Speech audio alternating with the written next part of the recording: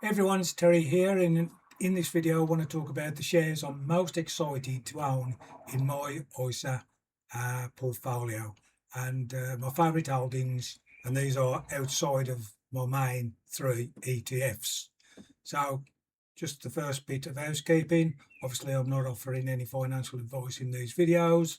I'm not a financial advisor, and they're just done for you to watch my personal journey and hopefully get some entertainment. So my ETFs are still my foundation. These are the concrete base on which I build everything, and then obviously I build up the ETFs, and then I add what I call blue chip type shares, stocks and shares to the ETFs in my ISA portfolio. So the main ETFs are the VWRP, the VUSA, and the EQQQs. And they basically are giving me focus on the American market in one of them in general, then a global type one in another one, and then and then the tech shares in the other, S&P 500 in one, and these tech shares in the other. So I'm covering pretty much, a lot of America, but I'm also covering with the global one as well. So I've got a little bit of everything covered. And why I like the individual shares in addition to the ETFs, basically because they just add a little bit of spice to life, a little bit of interest, and the shares that I've sort of the companies I've grown up with and I know and have been around for years, and I sort of believe will be around for lots more years to come. And having looked at them, they all have got pretty good dividend yields. So I just think they're a great addition to give what I like to add a little bit of spice and excitement to investing. So we're not looking at just tucking money away to one side and then in 10, 20 years saying, oh, how much have we got? We're having, certainly in my case, fun each and every day as the dividends come in, reinvest the dividends and watching the shares grow. So yeah, I enjoy following the companies, receiving the dividends, watching sorry about that, one of them supercars, watching the progress of the stocks and shares, learning about the businesses, just little bits as go along. I'm certainly no expert, and just owning part of these companies, because every time you buy a share or a fraction of a share, you actually own part of that company, which is a great feeling, really. They just add a little bit of extra excitement. They certainly do. A lot of excitement, I believe. So one of them, British American Tobacco, BAT, or BAT, one of my strongest performing holdings. I just like it because it's got good, strong dividends. It's a really established company, reliable income potential as far as I'm concerned, and it's just a long company history. As I say, company I've grown up with, I've seen all my life, and I think I'll be there for years to come. And they keep paying, touch wood, good steady dividends, and the prices hopefully will be going up as well. So it's just been a nice surprise and pleasant journey so far, because I've had good share dividends from BAT. GSK, another company I feel comfortable with, and I've sort of watched and seen for years, and this is in the healthcare sector, so that's pretty solid. That's never going to go away. Global business, again, good dividends, and good defensive qualities, something that's going to be part of the concrete foundation. We've got the three ETFs. Well, when I had the blue chips in brackets really means little bits of concrete foundation shares, ones that are solid. I'm going to add just, a little bit of, as I say, foundation to the whole ISA portfolio. So yeah, healthcare is always going to be important, so it's hopefully always going to be there. Aviva, this is a company I know from when it was the Norwich Union, and then it changed, probably 10, 15 years ago, it changes now to Aviva. Been there for absolute donkey's years, and it'll be there for years to come. Insurance, it's a business that it's just not going to go away. One of my first dividend success stories, again, a good dividend off them. and I like their dividend income. Again, a company I've known for years, and just financial services, which is one of their main businesses in the UK. So it's just never going to go away. I can't really see, unless there's some catastrophe, the prices going down drastically or the dividends going down drastically. And as it says there, receiving my first dividend was really exciting. Receiving every dividend is exciting, to be honest, and it always will be. But yeah, the first few, because I started this ISA at the end of February, and I've had about 5 or 6 dividends already, so it's getting exciting already. After what we're in, as I record this, May 30th, 2026. That's only 3 months.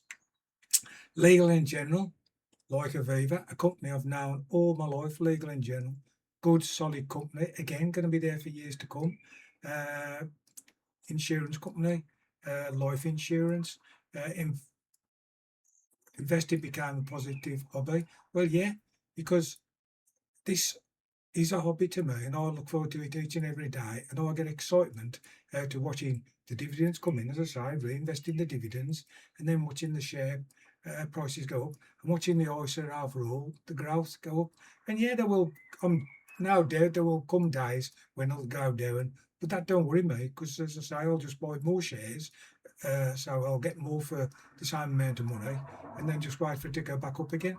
So, and that's overall, not just LNG, that's all the stock market in general, etc.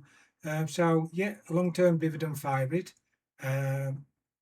UK financial sector, again, to me, rock solid blue chip, good long company history, and real good income potential. So, again, part of my long-term strategy. But the long term don't mean took them away and wait for a long time. It means watch them grow and watch the dividends come in regularly on these days on this journey. So yeah, it's all about excitement for me. So Tesco and Shell, 2 more great companies. Tesco, part of our in the UK air heritage. Who don't know Tesco? Shell, been around for donkey's years again. So good, solid blue chip companies. These are what I've added. There's no risky, all these might be the next Nvidia type shares. Yeah, they may sound a little bit boring to some people, but they're rock solid in my opinion. I mean, nothing is rock solid, There's always a chance, there's always risk in stocks and shares, but as rock solid can be in investing. And 2 great companies again. Tesco, household name, a good defensive business. That means you're backing your odds that it's going to be there and thereabouts, and always growing and giving good dividends. Regular customer base. I'm not sure, but I think Tesco of the supermarkets is the number one. I think it is. It's certainly up there towards the number one. I think it is the number one. Shell, global energy company. Who don't know Shell? Shell's worldwide and known to everybody. I mean, when I was young and getting in my car and I couldn't wait to get driving, where would I go? Top it up at the Shell garage. It's just been there for all my life. Good dividend again, major international company, and now I own part of Shell. So when I was driving and filling up with Shell, 50 odd years ago, I never thought that one day I would actually own part of the company, but I do. It might only be a little bit, but I own part of the company. And it's lots of people like me who own lots of little bits. We form the company. I mean, yeah, you've got pensions and the big investors, of course you have, but it's just so exciting. You own a bit of Tesco, own a bit of Shell. So why I don't put all my money into individual shares, but I don't put all of it in because my real concrete base is, as I say, the 3 main ETFs, and I will always favour putting money into the 3 ETFs first, but I always top up the individual shares and I try to keep them balanced, so I don't try to favour one over the other. So I might say, for instance, put £20 in each of the 3 ETFs, but then I'd probably put £10 in each of the shares. So it's equaling out in a sort of way.